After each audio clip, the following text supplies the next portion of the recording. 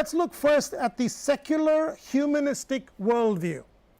This is the worldview of most people that are irreligious today. They don't believe in God. They are not outright atheistic in the sense that they are out to disprove the existence of God. But they don't really believe in God, and theirs is a secular humanistic worldview. What is the hope for a person who does not believe in God? And what is the basis for hope for a person who does not believe in God? Do they have any hope? The 19th century Prussian philosopher Friedrich Nietzsche said, "God is dead, God remains dead, and we have killed him." He advocated nihilism, which is a belief that nothing has any inherent importance and that life itself lacks purpose. And once we are all done, everything just disappears like a wisp of smoke. He was saying this concept of the death of God to express the idea that the Enlightenment had eliminated the possibility of the existence of God. So the Enlightenment in the 17th to the 19th centuries caused us to believe more in science and reason and logic. And so we tended to move more towards human ability and human reason and human efforts. And science was able to explain a lot of the things that we are experiencing today, that we were experiencing. It could explain the present. But then we falsely gave science the ability to try to explain the origin and destiny, which science was not built to do.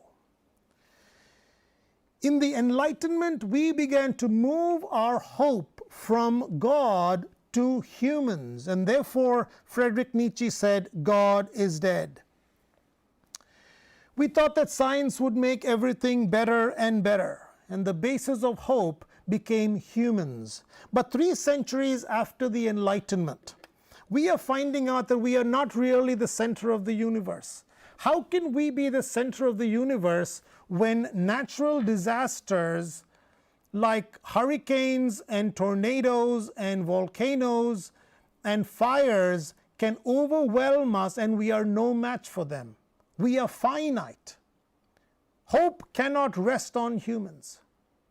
How can hope rest on us when there is evil in the heart of humans such that any one major leader can in an instant set off a series of events that can destroy the world?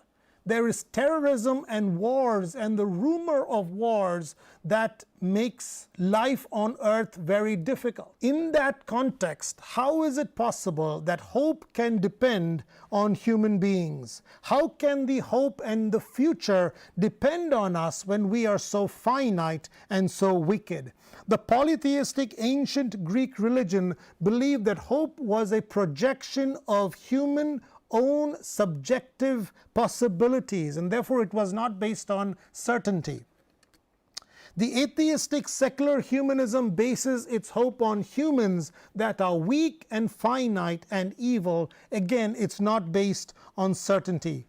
Omar Khayyam was a Persian mathematician, astronomer, philosopher, and poet who lived in the 11th century. He says this about hope: "The worldly hope men set their hearts upon turns ashes or it prospers, and anon, like snow upon the desert's dusty face, lighting a little hour or two, is gone."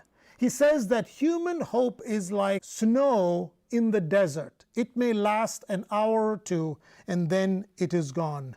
The biblical view of hope is significantly different than that found in ancient Greek philosophy and in the secular humanistic worldview.